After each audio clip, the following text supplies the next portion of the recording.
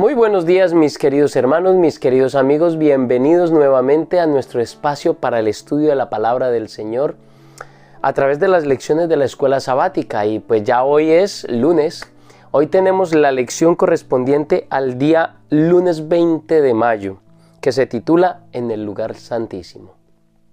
Y pues antes de comenzar nuestro estudio del día de hoy, quiero invitarles para que tengamos una corta oración. Amante y misericordioso Padre Celestial, muchas gracias Señor, porque en tu inmenso amor y misericordia nos regalas la oportunidad de estar ante tu presencia, de tener un nuevo día de vida, de podernos acercar a ti a través de la oración, del estudio de tu palabra. Señor, queremos aprender de ti, queremos aprender de tu palabra. Y por ello queremos pedir la presencia de tu Santo Espíritu con nosotros para que nos ayude en nuestro estudio del día de hoy, que sea Él el que es nuestro maestro, que Él sea nuestro instructor para que podamos comprender, pero también, Señor, que sea el que nos capacita para vivir lo que aprendemos. Te lo rogamos en Jesús. Amén. En el libro de Levítico, en el capítulo 6 y en el versículo 21, dice de la siguiente manera: Y pondrá Aarón sus dos manos sobre la cabeza del macho cabrío vivo, y confesará sobre él todas las iniquidades de los hijos de Israel, todas sus rebeliones y todos sus pecados, poniéndolos así sobre la cabeza del macho cabrío, y lo enviará al desierto por mano de un hombre destinado para esto. En los versículos 29 al 34 dice: Y esto tendréis por estatuto perpetuo: en el mes séptimo, a los 10 días del mes, afligiréis vuestras almas y ninguna obra haréis, ni el natural ni el extranjero que mora entre vosotros, porque en este día se hará expiación por vosotros y seréis limpios de todos vuestros pecados delante de Jehová. Día de reposo es para vosotros y afligiréis vuestras almas, es estatuto perpetuo. Hará la expiación el sacerdote que fuere ungido y consagrado para ser sacerdote en lugar de su padre, y se vestirá con las vestiduras de lino, las vestiduras sagradas. Y hará la expiación por el santo santuario y el tabernáculo de reunión. También hará expiación por el altar, por los sacerdotes y por todo el pueblo y la congregación. Y esto tendréis como estatuto perpetuo para hacer expiación una vez al año por todos los pecados de Israel, y Moisés lo hizo como Jehová lo mandó. En Levítico 23, 26 al 32, que es un texto paralelo que habla sobre la expiación, el día de la expiación, dice: También habló Jehová a Moisés diciendo: A los 10 días de este mes séptimo será el día de la expiación. Tendréis santa convocación y afligiréis vuestras almas y ofreceréis ofrenda encendida a Jehová. Ningún trabajo haréis este día, porque es día de expiación para reconciliaros delante de Jehová vuestro Dios. Porque toda persona que no se afligiere en este mismo día será cortada de su pueblo. Y cualquiera persona que hiciere trabajo alguno en ese día, yo destruiré a la tal persona de entre su pueblo. Ningún trabajo haréis, estatuto perpetuo es por vuestras generaciones en donde quiera que habitéis. Día de reposo será a vosotros y afligiréis vuestras almas, comenzando a los 9 días del mes en la tarde, de tarde a tarde guardaréis vuestro reposo. Hebreos 9, 23 al 28 toma cosas de los rituales del santuario del desierto y dice: Fue pues necesario que las figuras de las cosas celestiales fueran purificadas así, pero las cosas celestiales mismas con mejores sacrificios que estos. Porque no entró Cristo en el santuario hecho de mano, figura del verdadero, sino en el cielo mismo, para presentarse ahora por nosotros ante Dios, y no para ofrecerse muchas veces, como entra el sumo sacerdote en el lugar santísimo cada año con sangre ajena. De otra manera le hubiera sido necesario padecer muchas veces desde el principio del mundo.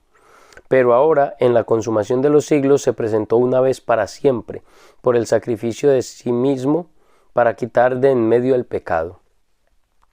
Y de la manera que está establecido para los hombres que mueran una sola vez y después de esto el juicio, así también Cristo Fue ofrecido una sola vez para llevar los pecados de muchos y aparecerá por segunda vez sin relación con el pecado para salvar a los que le esperan. Todos estos textos nos están hablando acerca del servicio que se realizaba una vez por año en el lugar santísimo del santuario. Los sacerdotes ejercían su ministerio todos los días. Todos los sacerdotes ejercían estaban divididos como por familias, por turnos, y todos los sacerdotes, cada uno en su turno, realizaba su servicio en el santuario todos los días del año. Pero en el día de la expiación, que en hebreo es llamado ese día es llamado el Yom Kippur, todos los ojos de Israel se volvían hacia el santuario, y ese día solo el sumo sacerdote podía oficiar, porque se iba a entrar a hacer el oficio del sacerdocio dentro del lugar santísimo, al cual solo se podía acceder una vez por año para esta obra. Todas las actividades comunes cesaban en ese día. Todos ayunaban, todos afligían sus almas. El sumo sacerdote entraba en nombre de todo el pueblo para presentarse delante de Dios en el lugar santísimo, y el pueblo empezaba a examinar sus corazones. Sus corazones, cada uno los examinaba y buscaba dentro de sí si había algún pecado que había sido de pronto pasado por alto, o estaba siendo abrigado, o estaba intentando ser ocultado.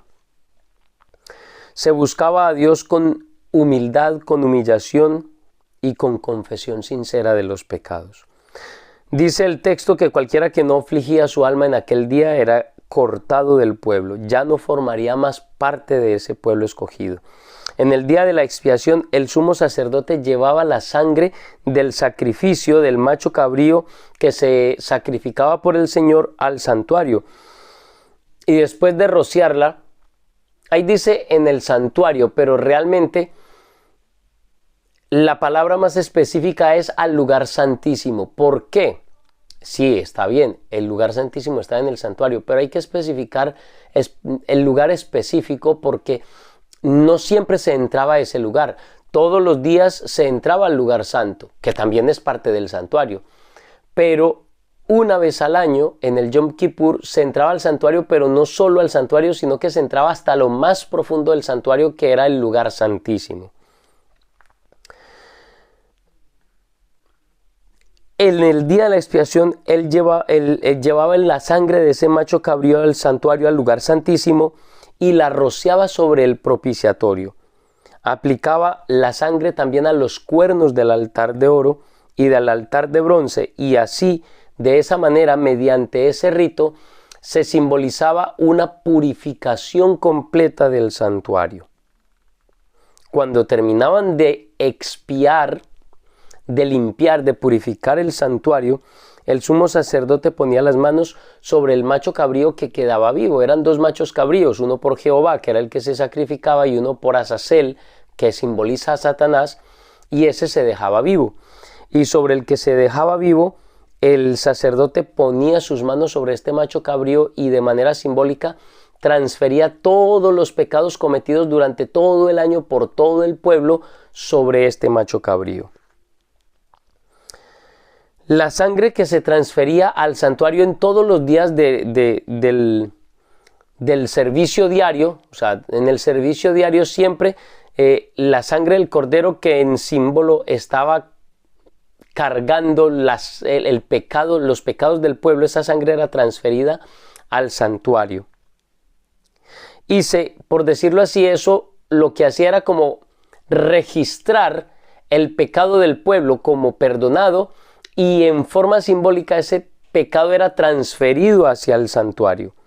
La responsabilidad entonces quedaba asumida por Dios. Dios mismo asumía la responsabilidad de ese pecado, porque Él era el que había prometido que un redentor vendría para pagar ese pecado, para pagar por esos pecados. Entonces, por decirlo de esta manera, Él tomaba a su cargo esos pecados que habían sido confesados.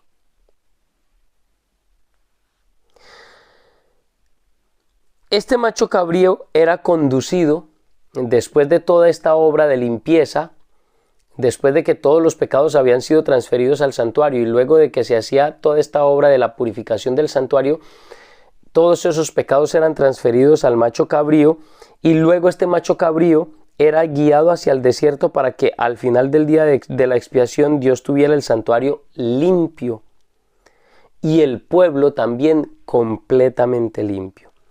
En el santuario celestial, Cristo precisamente ese es el evento que ocurrió en 1844, hasta 2300 tardes y mañanas, y el santuario será purificado. Es decir, se iba a iniciar la obra antitípica, es decir, la realidad. Lo que ocurría en el santuario terrenal era una sombra de lo que iba a ocurrir en la realidad cuando Cristo ministrara en el cielo.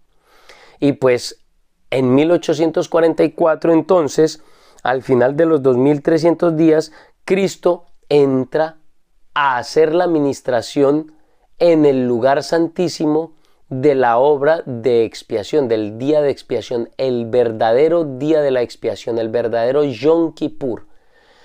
En 1844 comienza esa obra. Ese fue el evento que no se entendió hasta después de 1844 y por lo tanto llevó o generó un gran chasco, una gran decepción. Superaremos este gran juicio porque esa obra de limpieza involucra también una obra de juicio. Es decir, por eso se decía que todas las almas, todos los corazones en ese día debían afligirse, debían estar en un estado de confesión a Dios. Porque en ese día se estaba determinando quiénes eran verdaderos hijos de Dios, quiénes eran verdaderamente miembros del pueblo del Señor. Porque recuerden, los textos que leímos decía que quien no afligía sus corazones en ese día, los que no estaban en la actitud correcta ese día, Dios los iba a cortar del pueblo de Dios. En la obra antitípica es lo mismo. Dios está analizando a todos aquellos que en algún momento se llamaron a sí mismos seguidores de Cristo Jesús y está analizando quiénes fueron verdaderamente hijos de Dios, quiénes realmente tuvieron fe y fueron obedientes a Cristo Jesús. Y los que no eran verdaderos y los que no son verdaderos adoradores, entonces son eliminados del pueblo de Dios, son sacados del pueblo de Dios. Pero este día de juicio, ese Yom Kippur, lo superaremos gracias a Cristo Jesús. Como dijo Ellen White en El deseado de todas las gentes, justificado por medio de su justicia, en la cual no habíamos participado. Eso está en la página 25. Como resultado de esta justicia que se nos acredita por la fe en Cristo Jesús, un término teológico es que se nos imputa a cada uno de nosotros. Entonces, como consecuencia de esa justicia que se nos es imputada, afligimos nuestra alma, nuestro corazón, lo que significa o lo que es un símbolo de que nos alejamos del pecado, nos alejamos de las obras del mal y nos acercamos a Dios mediante la obediencia.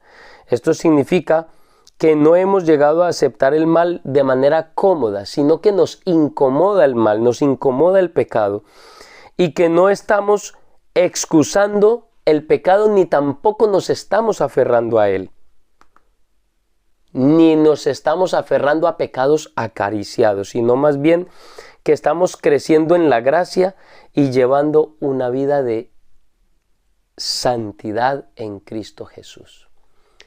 Mis queridos hermanos, en 1844, después de que se cumplen las 2300 tardes y mañanas, comienza ese juicio investigador. Y como veíamos hace estudios atrás, el juicio no se realiza para beneficio de Dios. Dios sabe desde el principio quiénes son los salvos y quiénes no son los salvos. Desde el principio sabe quiénes han sido verdaderos adoradores de Cristo Jesús y seguidores, sus siervos, y quienes no han sido verdaderos siervos del Señor.